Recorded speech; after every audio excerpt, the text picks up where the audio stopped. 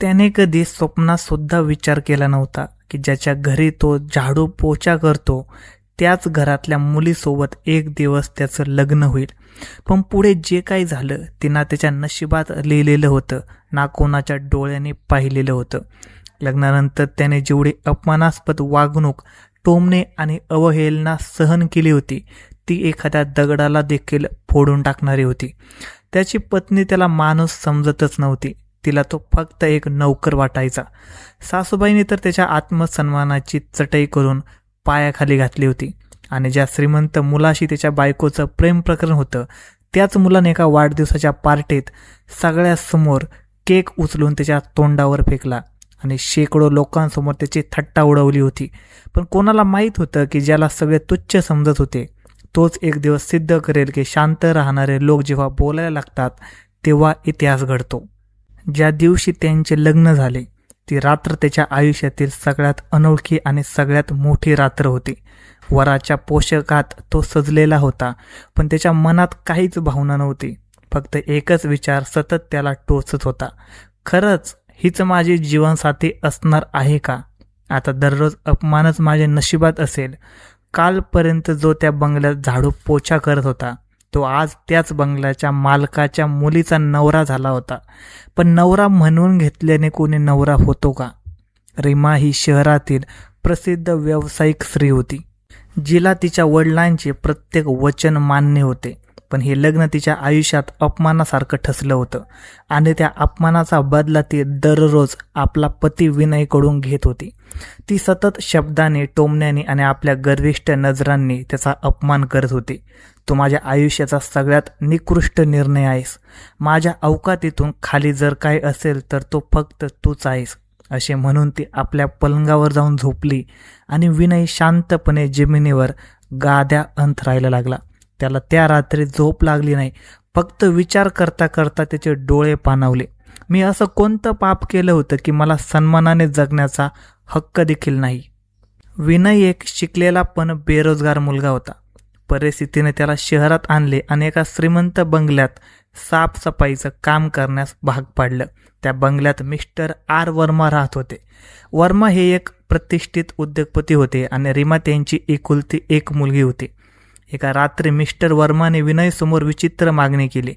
ते विनयला हात जोडत म्हणाले की माझं तुझ्याकडे काही मागणं नाही विनय, पण माझ्या प्रतिष्ठेसाठी, माझ्या मुलीच्या भविष्याच्या सन्मानासाठी मी तुझ्याकडे एक विनंती करतो.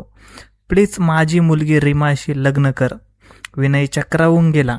साहेब, मी तुमचा नौकर आहे, मी तुमच्या मुलीच्या योग्यतेचा नाही. पण मिस्टर वर्माने जे उत्तर दिलं त्याने विनयला विचार करायला भाग पाडलं. जर माझ्या मुलीला या समाजाच्या घाणेरड्या विचारसरणीपासून वाचवायचं असेल तर तिला एका प्रामाणिक आणि खऱ्या माणसाच्या हातात देणं गरजेचं आहे आणि तो माणूस फक्त तूच आहेस. रीमा कितीही नकार देत राहिली, रडली, ओरडली, पण मिस्टर वर्माने कोणाचंच काहीच ऐकलं नाही आणि शेवटी रीमाच्या मर्जीविरुद्ध एक दिवस तिचे लग्न विनयशी लावून दिलं गेलं. लग्नाच्या पहिल्या रात्री रीमाने विनयला उपहासाने विचारलं, ओ मिस्टर पतिदेव, आता सुहागरात देखील साजरी करणार आहात का? विनय फक्त एवढंच बोलू शकला, नाही रीमा, मला फक्त तुझ्या खोलीत राहण्याची परवानगी हवी आहे. मी तुझा पती नक्कीच आहे, पण मी तुझ्यासोबत काही सुद्धा जबरदस्तीने करणार नाही. शटअप, आपले बकवास बंद ठेव आणि तिकडे कोपऱ्यात जमिनीवर झोपायला जा. आणि हो, सकाळी लवकर उठून माझे ऑफिसचे कपडे प्रेस करून ठेव. असे म्हणून रीमाने लाईट बंद केली. त्या रात्री विनयला समजलं होतं की हे नाते फक्त नावापुरतंच आहे. प्रेम, सन्मान याचा या नात्याशी काहीच संबंध नव्हता. 1 वर्ष उलटलं. मिस्टर वर्मा यांचं निधन झालं आणि रीमासाठी विनय आता ओझं बनलं. सासू मधू वर्मा विनयला दिवसभर टोमणे मारत असायची. कसला जावई आहे रे हा, आपल्या मुलीच्या तेजासमोर भिकाऱ्यासारखा वाटतो. आता त्या घरात घरकाम, कपड्याची धुलाई, पाय दाबणे हेच विनयचे आयुष्य बनवण्यात आले होते. पण तो दररोज शांत राहायचा, कधीच मोडला नाही. त्या सकाळी विनयने शांतपणे आपल्या खोलीचे दार उघडले. तेव्हा हॉलमध्ये काही स्त्रिया बसल्या होत्या आणि त्यांच्या चर्चेचा विषय होता तोच, विनय इकडे ये विनय, जरा माझे पाय दाब रे, खूप दुखत आहेत. त्याची सासू मधू वर्मा आदेश देत बोलले. विनयने नजर वर केली तर तिथे बसलेली एक बाई आश्चर्याने म्हणाली, अरे हा तर तुझा जावई आहे ना मधू, आणि तू याच्याकडून नोकरासारखं काम करून घेतेस. मधू म्हणाले, हो जावई, पण जावई तर नशीबवाल्यांना मिळतात. हा तर नशिबावर पडलेला डाग आहे, जो माझ्या मुलीच्या नशिबात पडलेला आहे. त्याच्याकडे ना धड नोकरी आहे ना पैसे, आणि वर माझ्या मुलीचा पती म्हणून मिरवतो. मधूच्या तोंडातून निघाले हे जळजळी शब्द ऐकून सगळ्या बायका हसायला लागल्या. विनय मात्र सगळं काही शांत ऐकत होता. तो काहीच बोलला नाही. विनय पुढे येऊन त्यांच्या हाताने मधूचे पाय दाबत होता, पण त्याचे मन आतून मात्र जळत होते. तेवढ्यात रीमा आपल्या खोलीतून बाहेर आली. तिने छान ब्लॅक शॉर्ट आणि टॉप घातला होता. मोकळे केस सोडले होते. तिच्या शरीरातून सुगंध दरवळत होता. जणू ती एखादी परीच दिसत होती.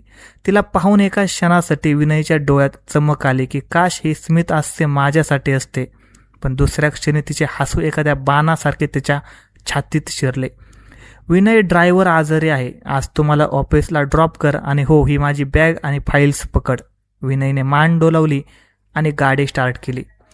ऑफिसजवळ पोहोचल्यावर तो उतरायला लागला तेव्हा रीमा म्हणाले, थांब, हे माझं ऑफिस आहे. कोणी पाहिलं तर थट्टा उडवेल. मला नकोय की कुणी तुला माझा नवरा समजावं. बाहेरच राहा आणि घरी जाऊन बर्थडे पार्टीची साफसफाई कर. हे ऐकून विनयचे डोळे पाणावले, पण त्याच्या ओठांवर हसू आलं. आज तुझा वाढदिवस आहे. माझी अवकात काहीही असो, पण तुझा दिवस खास साजरा करीनच. तिथून निघताच त्याने कोणाला तरी कॉल केला आणि फक्त एवढंच बोलला, उद्याचा दिवस रीमाच्या आयुष्यातला सगळ्यात अविस्मरणीय दिवस असायला हवा. मग कोणालाच आवडलं तरीही, न आवडलं तरीही. दुसऱ्या दिवशी रात्रीची वेळ होती. पॉश व्हिला हॉल नावाचे ठिकाण संपूर्णपणे नववधूसारखे सजलेले होते.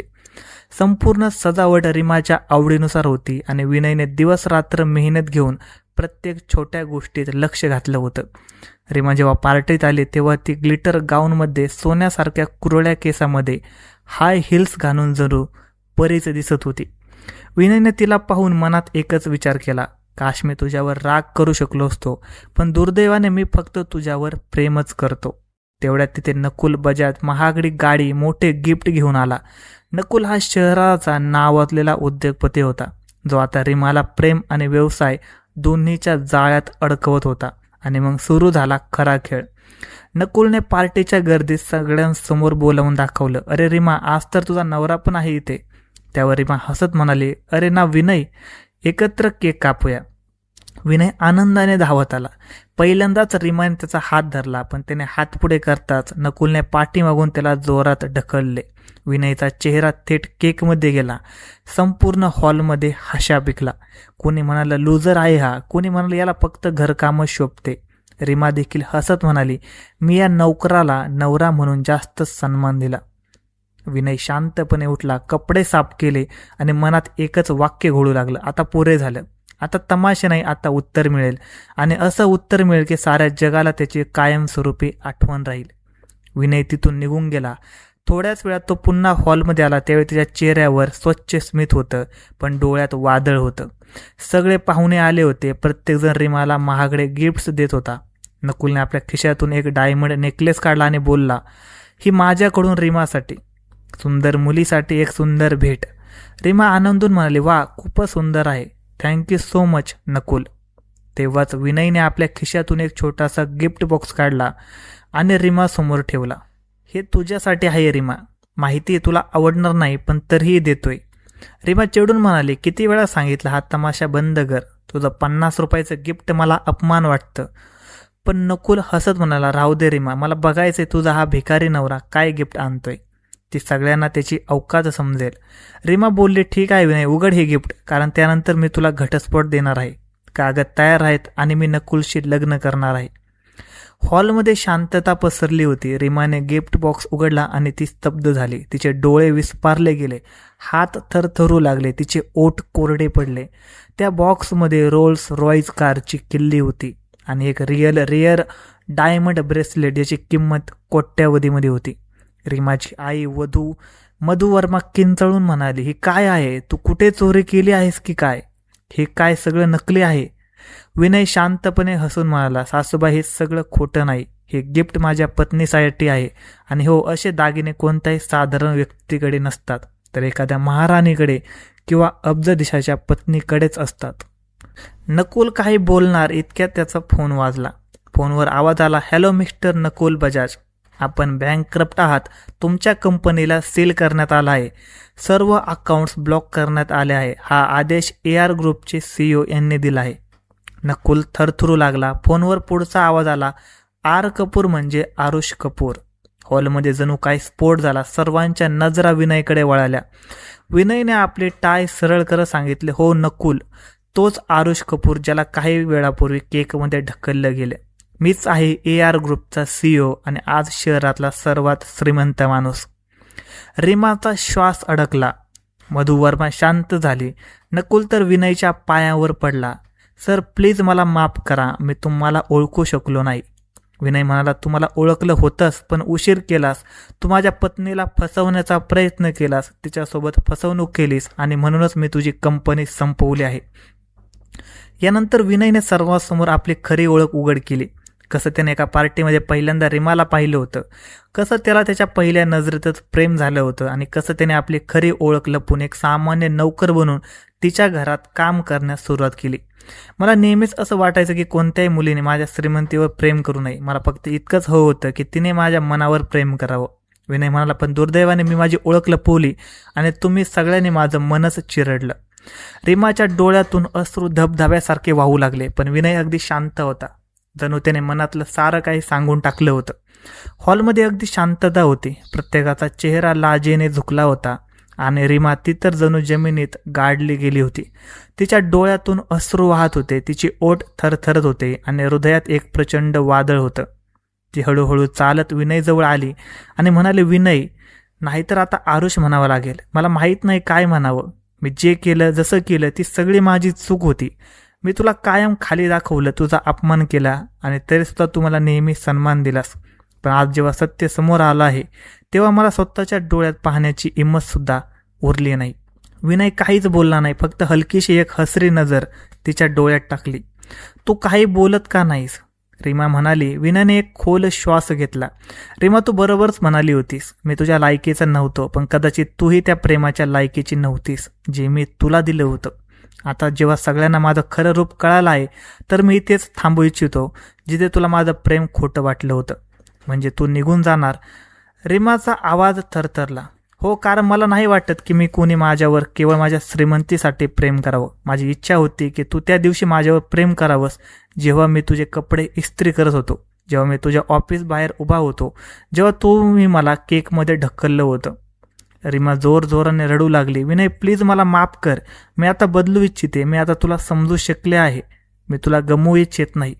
विनय एक पाऊल मागे गेला आणि म्हणाला, आता उशीर झाला आहे रीमा. प्रेम तेव्हा सुंदर असतं जेव्हा ते वेळेवर मिळतं, नाहीतर ते फक्त एक पश्चाताप बनवून राहतं. तुम्हाला मिठी नाही मारणार? रीमाने थरथरत्या हाताने विचारलं. विनयच्या डोळ्यातही आता पाणी होतं. मी नेहमी तुझ्यावर प्रेम करेन रीमा, पण आता तुझ्यासोबत राहू शकणार नाही. आणि असं म्हणत विनयने तिला हलकीची एक मिठी मारली.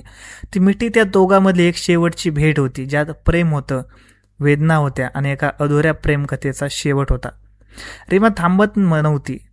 ती फक्त एकच वाक्य बोलली, विनय, मी तुला कधीही विसरणार नाही. तू माझ्या आठवणीत कायमस्वरूपी असशील. माझ्या प्रत्येक श्वासात फक्त तूच असशील. आणि विनय दरवाजातून बाहेर पडला. त्याने पाठ फिरवली, ती कधीही परत न येण्यासाठी.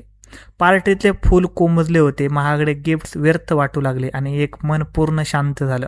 आता स्वतःला विचारा, जेव्हा एखाद्या माणसाला त्याच्या अवकातीवरून जाहीर अपमान केला जातो, जेव्हा त्याच्या भावना चिरडल्या जातात आणि तो पूर्णपणे मोडून पडतो, तेव्हा अश्रूने भरलेली एक माफी त्या अन्यायाची भरपाई करू शकते का? उशिरा आलेला पश्चाताप त्या तडकाफडकी नाकारलेल्या खऱ्या प्रेमाचं उत्तर होऊ शकतं का? तुमचं मत काय आहे? विनयचं जाणं चूक होतं की ती शिक्षा होती जी रीमाला वेळेने दिली? जर ही गोष्ट तुमच्या मनाला स्पर्श करून गेली असेल तर व्हिडिओला लाईक करा आणि क्राईम कट्टा या आमच्या यूट्यूब चॅनलला सबस्क्राईब करा, कारण इथे गोष्टी फक्त सांगितल्या जात नाही, त्या तुम्हाला जाणवून दिल्या जातात. पुन्हा भेटूया एका नव्या कथेसोबत. तोपर्यंत धन्यवाद.